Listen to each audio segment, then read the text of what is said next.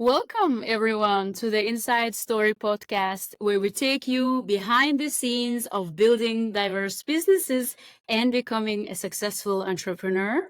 I'm your host, Dursun Halimova, a business coach and facilitator on a mission to help build impactful businesses. And today, my guest is Albin Axelsson, who is the founder and CEO of A3C Consulting, which is the world's first ESG end-to-end service provider for alternative fund managers. Through the consultancy firm, they provide services to private equity firms in regulatory compliance, investment due diligence, sustainable frameworks, climate risk assessment, carbon accounting, as well as comprehensive ESG reporting. ESG here stands for environmental, social, and governance. Albin also has over 5 years of experience in compliance and ESG regulations in Luxembourg's fund industry. Albin, it's a pleasure to have you on the Inside Story podcast. Welcome. Thank you so much, Dursun, for that warm and very substantial introduction, and welcome to your podcast. I am a huge fan, so thank you for having me, truly. Thank you for being here. To start off, Albin, I would like to read several unfinished sentences, and I will ask you to finish them for us, please. Sure. Okay, let's do that. The first one, being an entrepreneur means to be devoted to problem solving and adding value to clients. Building an impactful business requires long-term vision as well as impactful strategies. Failure is when you give up. Success is a result of various positive circumstances that goes in your favor. And being fulfilled in life means to pursue your dream. These are amazing. Thank you so much for sharing your insights. Love to kick off, Albin, if you don't mind, tell us briefly about you as well as your company, A3C Consulting. What problem do you solve and for who? Wonderful. I'm happy to. And I'll start by telling who I am. I think that really goes hand in hand as well, what A3C does. So I've always been extremely curious-minded. I always sort of strived for truthfulness, for objectivity, as well as prosperity. And when I talk about prosperity, it's always progression. You can call it evolution if you want. I am a lawyer by education. So I studied a Master of Law at Stockholm University. I graduated in 2016. And ever since then, I've been in the finance industry. Shortly about myself, before I go into my professional career, is that I was born in Colombia. So in Latin America, and I was adopted to Sweden when I was 4 years old. I grew up in a Swedish household, very traditional and in a sort of suburban area with a lot of sports, a good upbringing, very good upbringing. And that sort of led me to, and always cultivated, I would say, my entrepreneurial skills that I have a very much use of today, which is really about, as you asked, never giving up, as well as finding sort of solutions to problems, because back in the days, Sweden looked completely different to what it looks like today. So I faced a little bit of, I would say, a headwind, but I would say that those struggles also made me, or I would say shaped me to the person that I am today. And that person is someone who is relentlessly working towards adding value for private equity fund managers by enabling them to be transparent in their investment activities. And I think these type of qualities, as well as my educational background, has really been the key driver for the success of A3C. Amazing. Thank you so much for sharing that background. I think it helps us understand who you are as well as what has shaped you, as you mentioned. Maybe to continue on this, you have mentioned in our earlier conversation that you started as a freelancer in 2023. For about 6 months, you worked as a freelancer, but then at some point you transitioned to being an end-to-end solution provider. Can you speak what is the difference between the freelancer as well as service provider, and also what it took you to transition to being this end-to-end service provider? Absolutely. I'm happy to.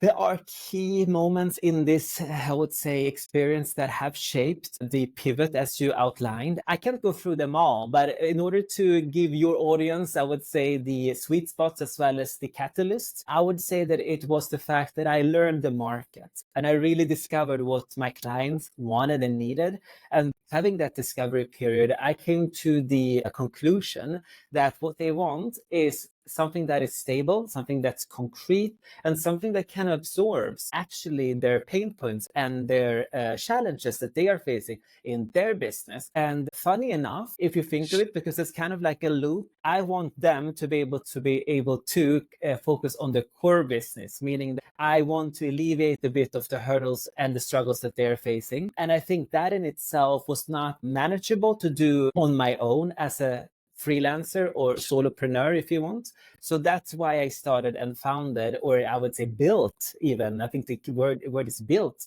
this enterprise that is now fully operational and has a white label solution of Seneca ESG. So we are able to put it at scale because that is what software or technology enables you, apart from your sort of, I would say, or human labor or human qualities, because I only have one brain and two hands. But if you work with software, you're able to once again put it at scale. And I think those key factors and realization was the main reasons for it. Indeed, interesting to see that how you decided to change. And I think for a lot of our listeners, some of them are solopreneurs, right? And I think we struggle sometimes to kind of expand our business because we can't multiply ourselves. And so in your case, having built the team, but as well as now having the software, which we will go into, right, helps you kind of cover more ground and provide more kind of holistic, full-scale services.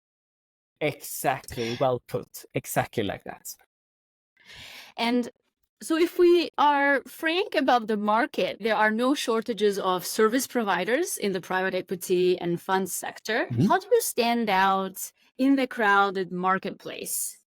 That's a great question. And I think that to reinforce what you said, for full transparency, even clients, when I speak to them and pitch my idea and discover calls, tell me personally that the market is crowded. So yes, indeed it is. But I think what's interesting and what really is my or A3C and competitive advantage is truly the fact that we are genuinely curious about how solve their problems, meaning that we are laser focused on their core business. And that means that we understand that every investment is unique, every fund manager is unique, every jurisdiction and geography is unique, every sector is unique. And all of this uniqueness in combination makes you, well, it forces you to think about like, how can we approach them? So it's tailor-made. How can we make sure that we are delivering the best service in comparison to the other? Because what's happening is things have streamlined and you see a lot of replicates. But what we do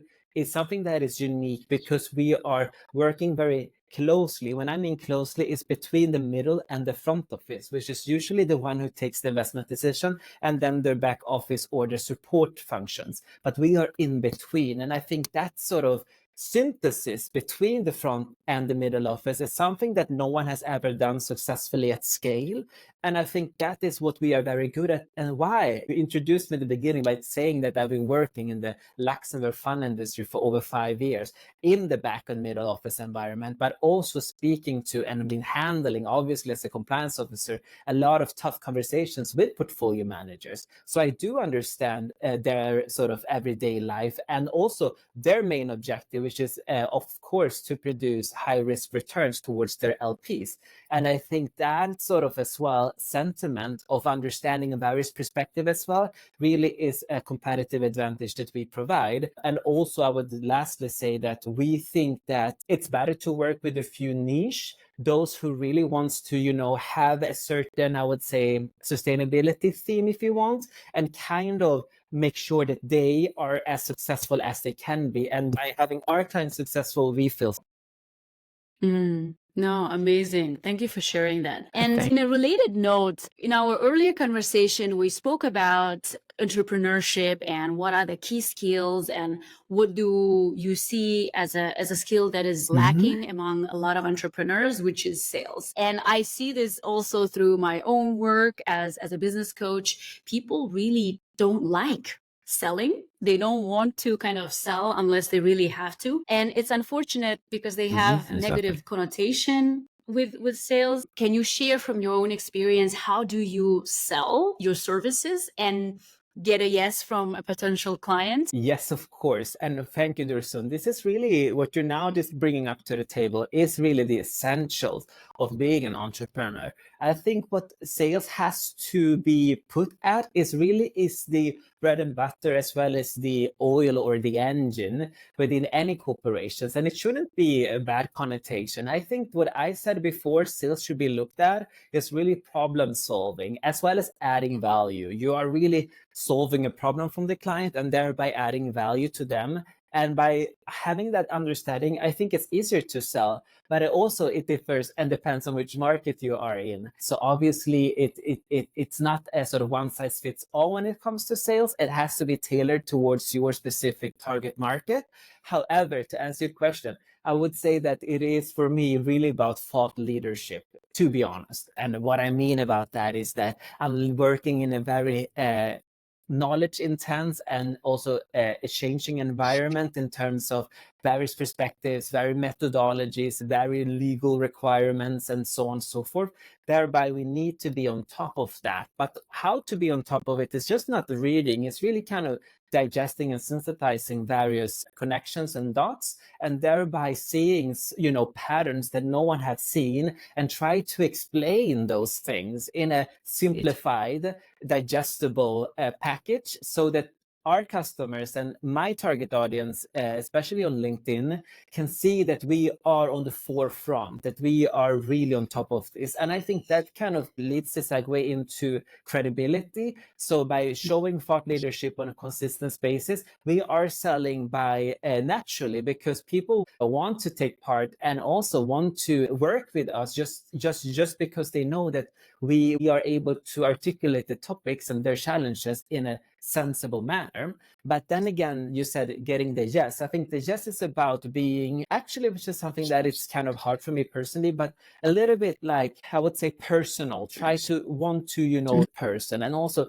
I would say as well, wanting to engage with them on a personal note. And I think that is something that also is back to being laser focused on their business, because most of the clients I have are entrepreneurs themselves in many cases, especially on the level that I speak to. So they are really also driving a company. And I think that sort of aspect can make it easier to understand each other, and also in the negotiations of the price, of course. So I think, once again, thought leadership, understanding you're solving a problem, and try to be personal is the key factors for sales. I couldn't agree more with this, Albin.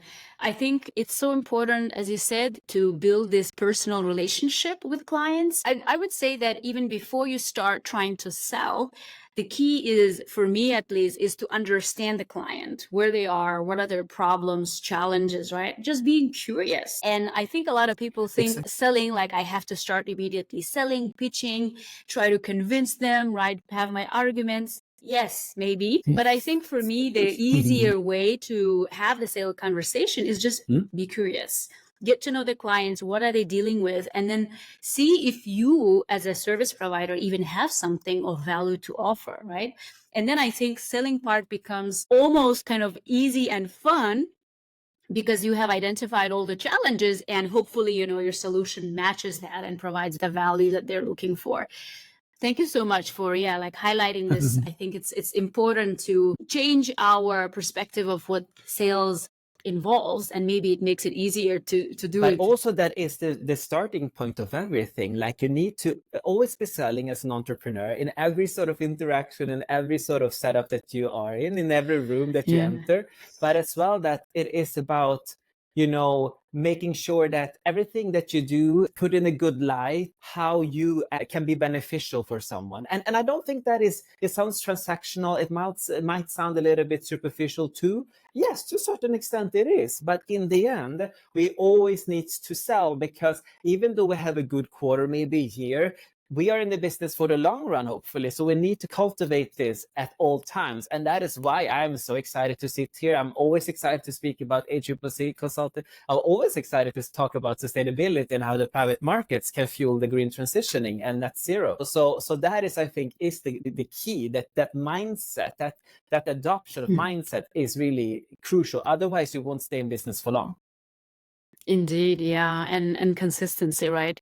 As you said, to your point of having the thought leadership, but also sharing your expertise, showing up in places, and kind of singing the same song, as they say, kind of like repeating at times the key, maybe, key takeaways. And within the industry, I think that's how you can kind of also build a name for yourself. And whenever people think of ESG, maybe they think of Albin, first of all, right?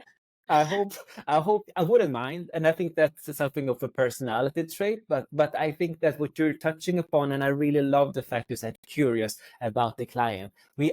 I read all my client sustainability reports. I follow them on LinkedIn. I am, of course, checking what their holding assets are, how they perform, because for me, my clients is really the thing that I am working in order to support. And I think, as you said, a key factor here, but maybe even before sales. So sales is kind of the activity or the verb, whereas like the mindset is curiosity. And I think that if you have it, I think all the other steps will come naturally. So I really appreciate that you said curiosity. And maybe now to put the focus on another aspect of your business, which from what you have told us already, you have kind of specific niche, you focus on getting to know the client, providing the value. But there is another component that you touched upon, which is the software, which in many ways, I think, kind of differentiating factor for you and for your business.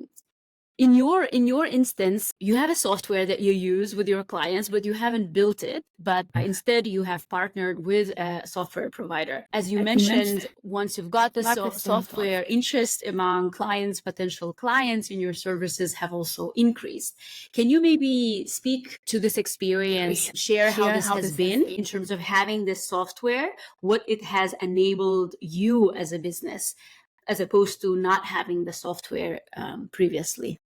Sure, absolutely. I think the main factor is the fact that you are able to put things at scale. And as well, I would say, be part of the mega trend that technology is in general. I think that sustainability is really a data topic in the end, because it's about various KPIs related to operations of businesses. And I think that is really what also ESG should be about. Like, it should be about what operations does. And that's why we have the concept of double materiality, which is what the companies produce or the services they perform, and how it impacts and affects both themselves and the environment. And I think that understanding is really important in terms of the utility of having a tool, because otherwise I think people get stuck that it is just a one exercise that you do, let's say once a year at some point when you have additional spare time. No, I think in sustainability needs, you should be embedded in all sort of strategic points of view of how your operations looks like, and having a software tool in order to track that, as well as being able to seemingly report on it to all your stakeholders, because they expect it, and they would expect it more often, as well as more granular based on whatever sector that you are within. And I think having a ESG software platform as Seneca ESG with the carbon accounting, as well as a data collection on various assets. So it's kind of a collaboration platform where you can invite various people. That sort of enables you to cut down time, and we know time is money, as well as making it more, I would say, user-friendly, so that those people who are involved also feel that the process is not too laborious, because once again, it is also an experience, right? So even though the numbers are factual, it's also humans that are part of this, which of course brings experience to it. And I think in the end, what we will be able to is to demonstrate how well or how long you have to reach goals or targets.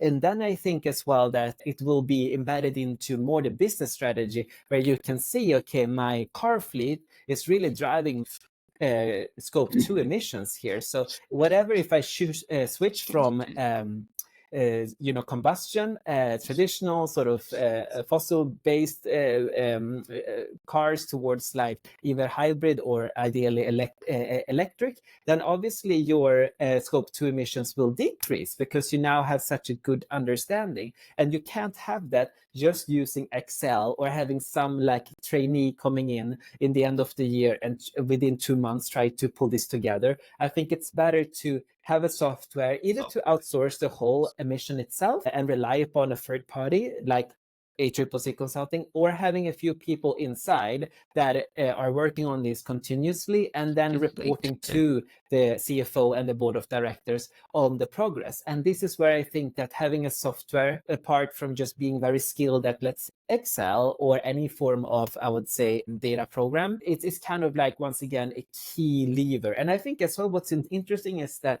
the cost doesn't have to be that high in order to get there. There are, of course, players out there, players that says that they can solve everything. That's not true. So if you hear that, that's not possible. So really be cautious if someone promises you that. But having someone who understands context of it, as well as the subject matter of sustainability accounting on top of the software, that could be really a key competitor, or I would say a key lever for any corporation up to fund manager. Interesting. And then in terms of getting this software, how did you go about it? Did the software company approach you, given that you are a service provider in this field, or did you approach them? How did you match, and how did you start working with the software platform? Yes, of course. That's a good question. And actually, there is various scenarios. Coming to where A3C are now has not been, I would say, a walk in the park in that sense. It's been a bit trial and error. And I want to be transparent about, because entrepreneurship is really facing a lot of, I would say, obstacles and setbacks. And so it's been a lot of setbacks in that. But finally, if you are, in the right time with the right mindset and having the right approach, meaning that you know what you want to achieve, you're able to select, meaning that you can filter out those that doesn't serve you. Reaction is redirection, when you can sort of focus on where you want to put your resources and where you can collaborate. So I find Seneca ESG by actually an email that was in my mailbox for it. I really, checked, and what really was interesting was that they are also established in the emerging markets. So Asia, Southeast Asia, so Singapore, Hong Kong, but also in Latin America, so Peru and so on. And as I mentioned, I am Latino. So for me, it was also appealing that there was some player out there that had a very developed and sophisticated tool, but also sort of, I would say, presence in the emerging markets. And we can speak about that later or maybe in another podcast, but ESG is really important there too, not only in the West. So that was the reason that I wanted to really collaborate with them. And then after conversations, after having demos and learning it, I felt really convinced. And that was how it came to be. Interesting. Yeah. I mean, I think that might be a great solution for many entrepreneurs, like small businesses who provide services and who can easily utilize software or different like tech solutions in their businesses. And yeah, maybe to kind of look out there in the market, maybe there are already existing players, existing platforms, and now why not collaborate, right? I think it's such a great win-win for both parties.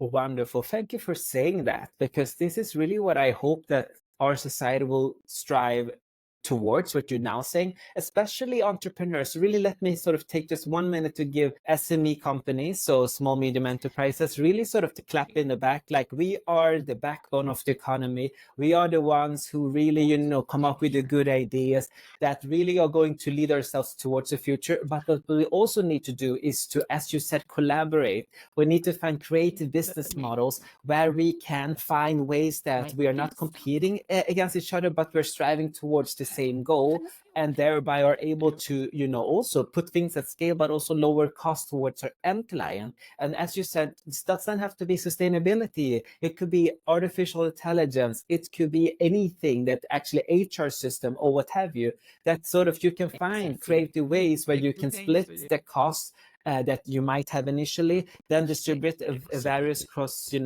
whatever that you want to do, and thereby still seeing, revenues, but maybe not as a single player, but as a partnership, or I would say joint partnership. And I think that is something I hope that I will be one of the entrepreneurs from this day and onwards that kind of was the first having that as the main driver for success. Indeed, yeah. I mean, I think we can achieve so much more, do better and more things in collaboration than in Exactly, that's the main isolation. point. Yes, Yeah. exactly. And don't be afraid. Of course, it is tricky. You will need to negotiate. But if you have clarity and if you understand your customers, as I done, 5 years in private equity, also use its funds. So I do understand the ecosystem and the various stakeholders. So if you have that very deep understanding as well as a good product, so I would say, like, when you have a valuable market and proposition or the product proposition, then you don't need to be afraid. You don't need to, if you are very convinced and confident in all of those things and have a proven concept, then I don't think you need to be too afraid, because as I said, and as I also can be transparent about it, all the players that I collaborate with now, we are not competing. We are really reinforcing, have a positive synergies. And in the end, this benefits the end client. And I really think it's so we can accelerate all of our business by actually joining forces where it makes sense. Albin, now I want to kind of slightly shift the focus and discuss maybe a topic related to a team. You have said in our earlier conversation that as a minority person, it was very important for you to be strategic about who you team up with in your consultancy. Can you briefly share who exactly you decided to team up with that was instrumental for your business? Yes, of course. I think that it was a moment in the late spring that I met Harry Bolson.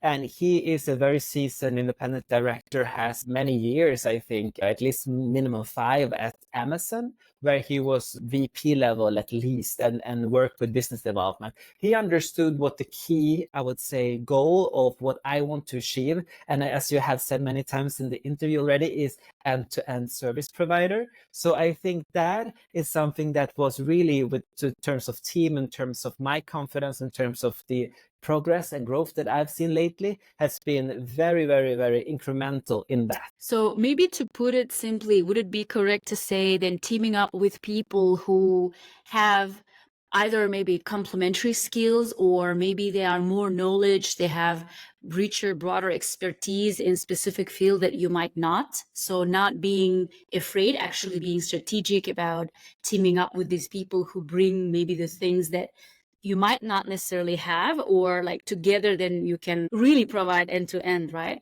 Solution. Yes, you're on it. You're spot on. Like, that is exactly, because I am very knowledgeable in quite niche theme, which is SFTR, EU taxonomy, CSRD. Those familiar with those knows it. Those that are not, it's really about regulations from the EU. And I needed someone who has more business mind and operational maybe expertise and execution experience. So I am humble and I am fully transparent that I don't have that, lack that. So therefore, you're right. I teamed up with someone more seasoned in the, I would say, crucial elements of scaling a business, growing a business. That's so important to be able to also make it easy for you, right? Like, I think this is the biggest challenge for a lot of solopreneurs, and maybe this is what has helped you to transition, right? We want to do it all by ourselves, just yeah.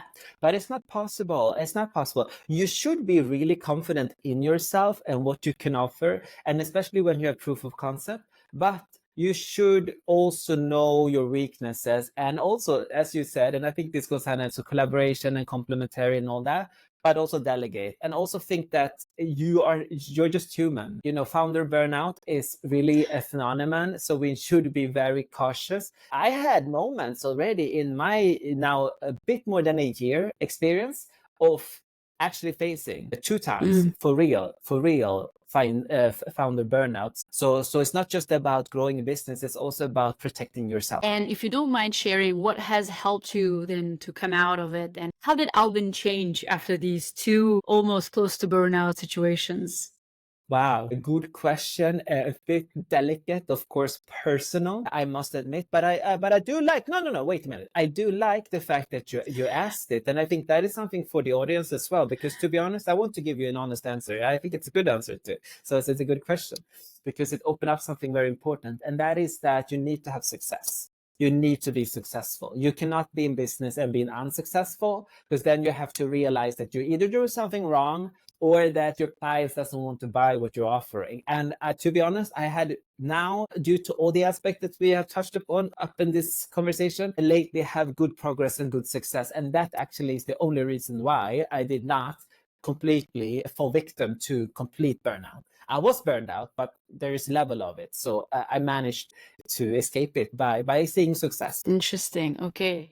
I also want to say that then the solution for burnout is more work so you can be successful, or what? In that way. No, when I say sorry, I might need to define what a successful means. Sorry. So, I mean, successful is that you plant a seed and you see that the seed is growing. So you see a plant, and maybe a tree soon. And so maybe in the end you have a forest. That is what I mean by success. That is what you have to, because otherwise you will feel, as I felt, and I will be transparent. I felt both, how to say, I felt that I was not having the progress that I was expecting at the time where I was in my business. And that, of course, starting to, put bad and negative thoughts in your head around everything around like your business idea, but also self-worth. And I think those things, unfortunately, with humans are, prone to this. I think the best solution is that to work and be creative about how you operate. And must to add as well, something super important in this,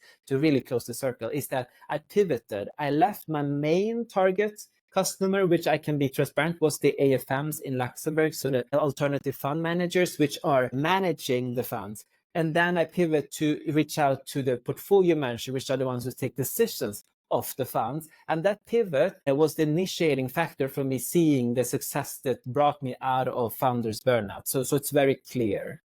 Interesting. And so what made you realize and shift focus to basically change your focus from fund managers to portfolio managers? Exactly. Good. So I think that it was a bit of a coincidence. Maybe I don't believe in coincidences. Maybe, we all have a destiny. It's just the path. But I put a lot of months. I'm not saying it was unnecessary or it wasn't or it was completely unhelpful. I'm just saying that it was not the right focus for my business proposal. And I think that I started off because I was located, and I am at the fully operational in Luxembourg.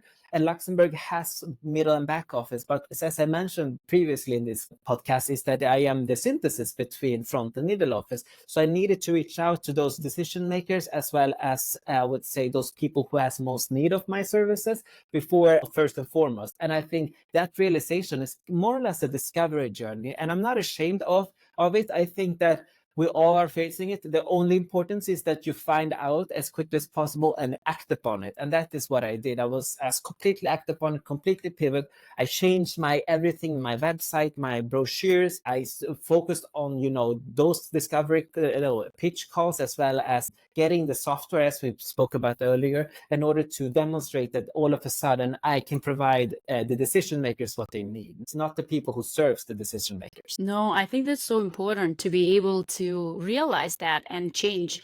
And I think it never happens, but even if it happens, maybe very rarely, that you start with one idea and you end up with that idea, right? So I think it is natural as entrepreneurs and as kind of building a new business that you play with different ideas or different versions of the idea to see what really is needed in the market as well as by the clients. I couldn't say it better. No, that's perfect. Absolutely. All right. I Albin, there's so many questions I have in my mind, but unfortunately we're reaching the end. But there is one question that I must ask. So we have a tradition where a guest leaves a question to the next guest without knowing who they're leaving the question for. So there's a question that was left for you, which I think kind of ties to our conversation around team and teaming up and being strategic about who you team up with. So the question reads, do you consider yourself having a dream team, or would you add or change some members of your team? If you have to add more people, who would you add? Wow. And you can take the question from whatever angle. Yeah, because there are several angles here, and I might say that it also kind of alludes to that. Back to various points, like that you might need to pivot, you're facing growth, maybe the lack of growth, So yeah, I think the question is fully valid. I think it's a good question, but it's a brave question. It's blunt almost. But I would say that, to be honest with you, and this is really what I mean at the moment. So at the moment, I am fully satisfied, 100% confident in my team, as well as the composition of it, or meaning the size, also the constituents, so the people involved in my team. But I think what the answer also alludes to, so there's like this undertone of something that it's very important. I think you should hire and fire fast, a little bit like, fail fast too, like in order to know. And I think that it depends really on where you are, but the team is really important, especially in the beginning of any startup. So therefore, I would say that be vigilant about who you collaborate with, who you take on your team, and really also think and be back to your fundamental principles. So it's about growing, collaborating, and having the same conviction. And if you have those three things, you're fine. And that can be superficial. As long as it works, it's fine. So look at the fundamental principles. I think it's so important to find the right match, both sides, right? Because as someone who has worked for other companies, I think it's also important for employees to find a good match in terms of the organization where they want to work and spend at least 40 hours of their time. So I think it's important to have this match. Well, Alvin, it was such a pleasure getting to know you and how you work with your clients. And thank you so much for taking the time to be on the Inside Story podcast, as well as for sharing your wealth of knowledge, insights, and perspectives on what entrepreneurship is and how we can, as entrepreneurs and business owners, how we can stand out in a crowded and competitive market, and that we don't always have to necessarily compete. We can collaborate because we can go much further together. Thank you so much, Albin. Thank you so much, Jersun. It was really an honor and a pleasure to speak with you today. And I hope people will find this interesting. It was really fun on my side. Thank you. Thank you so much.